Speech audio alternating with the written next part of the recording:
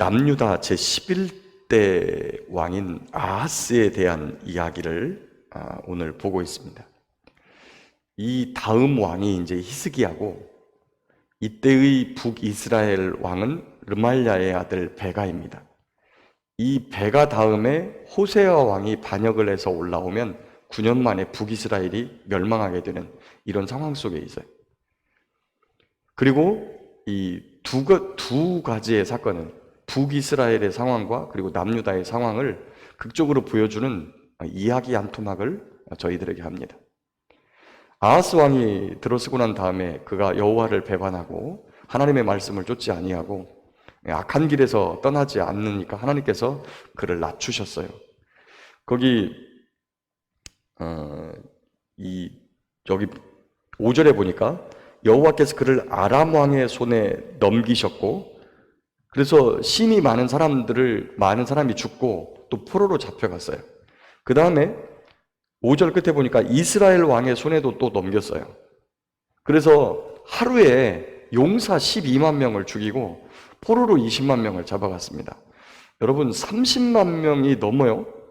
이 제천신의 주민의 거의 3배 되는 인원이 죽거나 포로로 잡혀갔다는 이야기죠. 이 어마어마한 사람들입니다. 그런데 이 북이스라엘에는 당시에 5대 선지자가 그들을 맞으러 나와가지고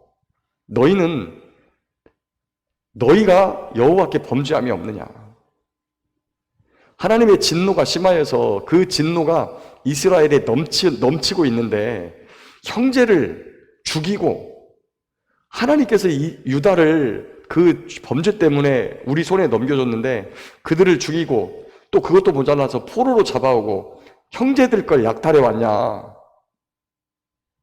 이렇게 꾸짖습니다. 그러자 그와 함께한 이스라엘의 방백들과 그 장수들이 몇 명이 나와가지고 포로의 행렬을 막지요. 그럴 수 없다, 형제를 포로로 삼을 수는 없는 법이다 라고 그들을 먹이고 옷을 입히고 기름을 발라서 그들을 돌려보냅니다. 자, 그에 반해서 남유다는 여전히 유다왕 아하스가 거기 22절에 보니까 곤고할 때 여호와께 더욱 범죄하여 계속해서 이 블레셋 왕을 찾아가서 그에게 재물을 내주고 그의 도움을 요구하고, 오히려 그가 유다에 쫓아와가지고 유다를 돕는 것이 아니라 유다를 더욱더 압박하고, 여러분, 세상 사람들은요 자기 자신의 이익을 따라 움직이지 우리를, 다른 사람을 불쌍하게 여기고 이런 부분에 대해서 근본적으로 우리하고 생각이 달라요. 예수님을 믿는 사람들, 하나님을 진심으로 믿는 사람들은 하나님을 이처럼 사랑하는 마음이 있어요. 사람들을 사랑하는 마음, 하나님께서 사랑하시는 사람들을 긍휼히 여기고 자비롭게 여기고 사랑하는 마음, 이게 정말 하나님을 믿는 사람들이죠. 그런데 하나님을 믿지 않는 사람들의 마음속에는 돈을 사랑하고 세상을 사랑하고 권력을 사랑하고 자기의 명예와 이익을 위해서 그렇게 행동하는 근본적으로 다른 부분이 있어요. 이것을 세계관이 다르다, 세상을 바라보는 근본적인 생각과 사상이 다르기 때문에 거기에서 나오는, 겉으로 말을 안 해서 그럴 뿐이에요. 가끔 가다가 점잖은 사람들을 만나죠. 말을 별로 안 합니다. 그분이 말을 안 해서 그렇지, 말을 하게 되면 속에서 똑같은 게 다 나와요. 그래서 하나님이 아닌 세상에 가서 도움을 요청하면 그 사람들은 자기의 이익과 명예를 따라 움직입니다. 돈을 따라 움직여요. 디글랏 빌레셀이 그들을 압박하자 뭐라고 생각하느냐, 거기 23절에 보니까 자기를 친 다메섹 신들에게 제사해서 아람 사람이 자기들을 와서 쳐서 이겼으니까 나는 여호와를 섬기는데 여호와가 꼼짝 못하고 이 아람 신들이 와가지고 나를 누르니까 아람 신이 더 센 모양이다. 육신의 것만 생각하니까 살아계신 하나님이 보이질 않는 거예요. 육신만 생각하니까 살아계신 하나님의 은혜가 보이지 않는 거예요. 하나님을 떠나면 하나님이 보이지 않습니다. 하나님을 마음 밖에 몰아내면 하나님이 보이지 않아요.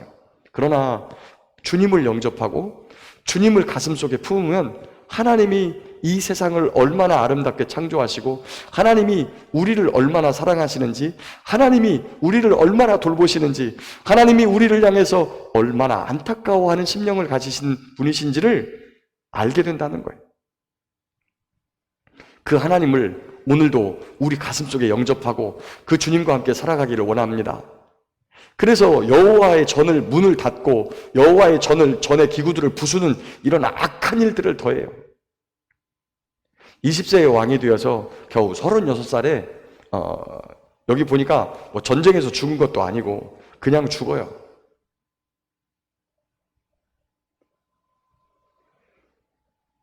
이 북이스라엘 멸망을 앞둔 하나님의 진노하심에 빠져들어가는 북이스라엘조차도 형제를 긍휼히 여기는 이런 마음을 가졌는데, 하나님을 믿는다고 하는 백성이 이렇게 악한 길을 가고 있을 때 하나님의 마음이 어떻겠는가라고 하는 부분입니다. 저와 여러분들이 열왕기하를 읽어보면 북이스라엘의 멸망사를 보게 되죠.